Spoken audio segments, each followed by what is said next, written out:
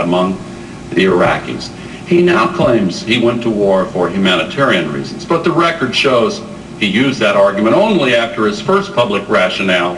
that Saddam was building weapons of mass destruction completely collapsed. He claimed that he was going to war in order to deal with an imminent threat to the United States. But again, the evidence shows clearly that there was no such imminent threat,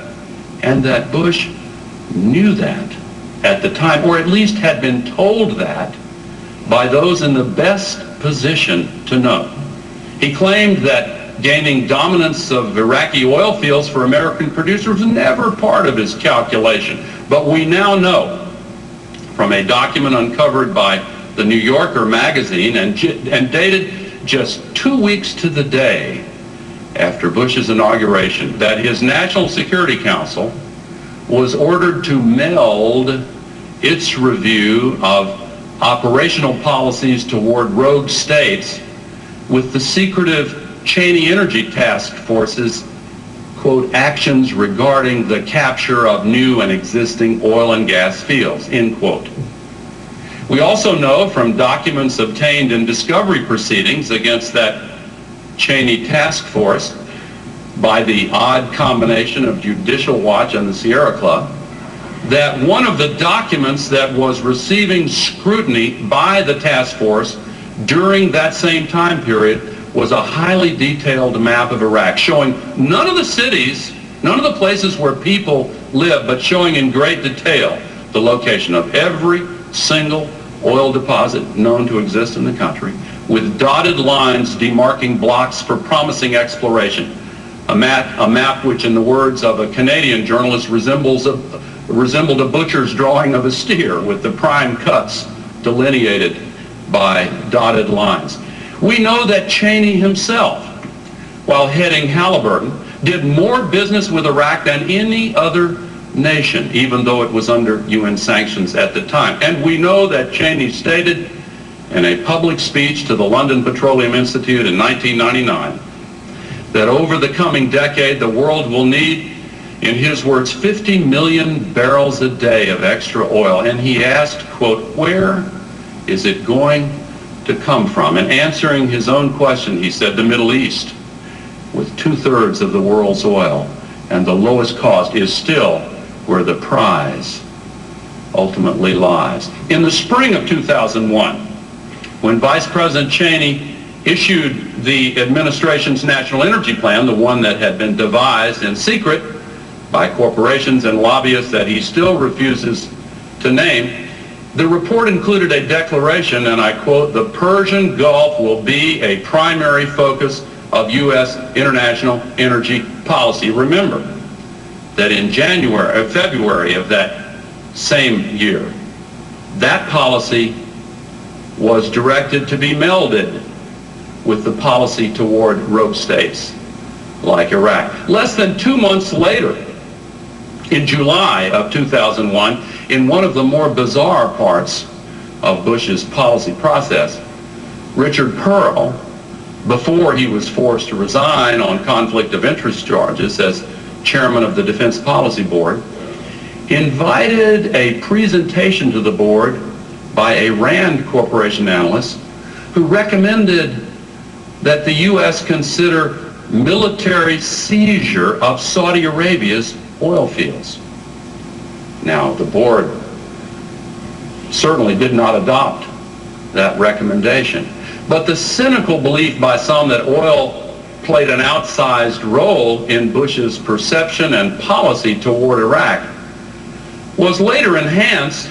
when it became clear that the Iraqi oil ministry was the only facility in the entire country that was secured by our troops following the invasion. The Iraqi National Museum, with its priceless archaeological treasures depicting the origins of human civilization, the electric, water, and sewage facilities so crucial to maintaining a standard of living for Iraqi citizens during the occupation that was soon to begin, schools, hospitals, and ministries of every kind, all of those were left to the looters.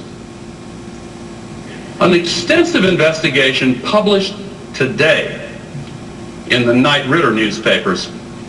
uncovers the astonishing truth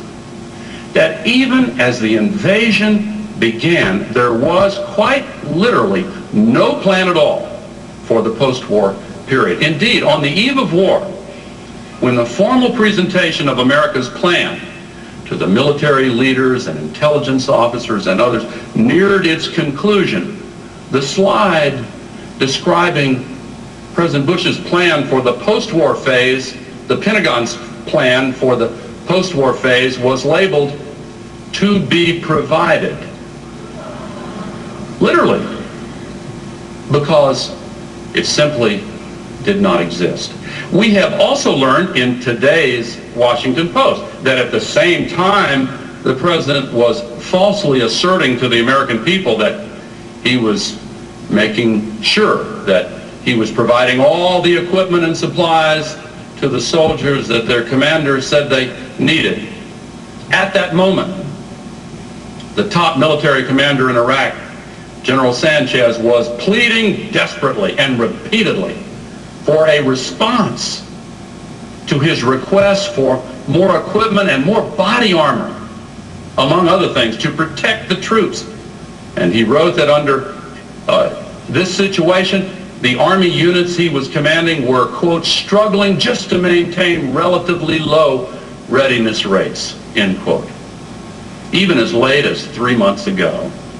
when the growing chaos and violence in Iraq was obvious to anyone watching the television news, President Bush went out of his way to demean the significance of a formal national intelligence estimate warning that his policy in Iraq was falling apart and events were spinning out of control. Bush described this rigorous and formal analysis as, in his words, just guessing. If that's all the respect the president has for reports given to him by the CIA, then perhaps it explains why he completely ignored the warning he received on August 6, 2001, that bin Laden was determined to attack our country. From all appearances, he never gave a second thought on that report until he finished reading My Pet Goat on September 11th. Iraq is far from the only policy where the president has made bold assertions about the need for dramatic change in policy, change that he has said is mandated by controversial assertions differing radically from accepted views of reality in that particular policy area. And as with Iraq, there are many other cases where subsequently available information shows that the president did actually have analyses he was given at the time from reputable sources directly contrary to what he was telling the American people. And in virtually every case, the president, it is now evident, rejected the information that later turned out to be accurate and instead chose to rely on and to forcefully present to the American people information that subsequently turned out to be false. And in every case, the flawed analysis was provided to him from sources that often had a direct interest, financial or otherwise, in the radically new policy that the president adopted. And in those cases where that policy has been implemented, the consequences have been to the detriment of the American people, often catastrophically so. In other cases, the consequences still lie in the future, but are nonetheless perfectly predictable for anyone who believes in the rule of reason. In yet other cases, the policies have not yet been implemented, but have been carefully designated by the president as priorities for the second term he has asked for from the American people. At the top of his list is the privatization of Social Security. Indeed, President Bush made it clear during his third debate with Senator Kerry that he intends to make privatizing Social Security a top priority if he has a second term. In a lengthy profile of President Bush published yesterday in the New York Times, the president was quoted by several top Republican fundraisers who were in the same meeting, who said that the president